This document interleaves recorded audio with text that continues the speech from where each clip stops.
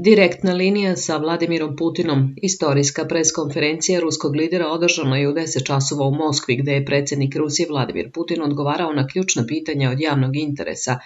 Putin je na pitanje novinara BBC-a, na pitanje da li sebe vidi kao spasioca Rusije ili je spreman da prihvati realnost, objasnio kako on sagledava realno stanje. Smatram da nisam samo sačuvao Rusiju, već smo se izvukli sa ruba propasti. Ono što nas je ranije čekalo je potpuni gubitak suvereniteta. Zapad je tapšao Jeljcina po ramenu, jer je on za njih bio samo smešni čikica koji voli da posegne za čašom. Ali čim je digao glas zbog agresije na Jugoslaviju i ukazao na aktivno kršenje međunarodnog prava, postao je hladni ruski imperijalista, alkoholičar i slično.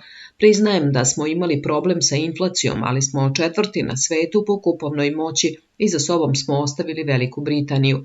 Tako smatram da smo se u posljednjih 20 godina ne samo promenili, već i toliko ojačali da ne zavisimo od milosti spolja, rekao je Putin. Kada je predsjednik Rusije upitan sa kojom poznatom ličnošću bi voleo da popije čaj ili kafu, on je dao interesantan odgovor. Od živih ličnosti bi češće boravio sa sebi dragim ljudima, a ako govorimo o pokojnim svetskim liderima, voleo bih da porazgovaram sa kancelarom Kohlom, koji je bio veliki čovek koji je posle našeg prvog susreta 1993. godine, kada je ostavio utisak na mene, rado se sećam brojnih razgovora sa njim koje smatram korisnim, a tu bih voleo da ubrojim i Žaka Širaka, koji je bio galantan čovek koji je posjedovao enciklopedijsko znanje, rekao je Putin. Nemamo preliminarne uslove za početak pregovora u Ukrajini, ali ti pregovori se moraju zasnivati na sporazumima iz Istanbula i realnosti na terenu, poručio je Putin.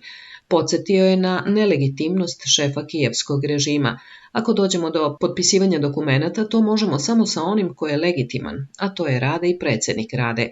Rusija će razgovarati sa Zelenskim ako on izađe na izbore i dobije legitimni mandat, rekao je Putin.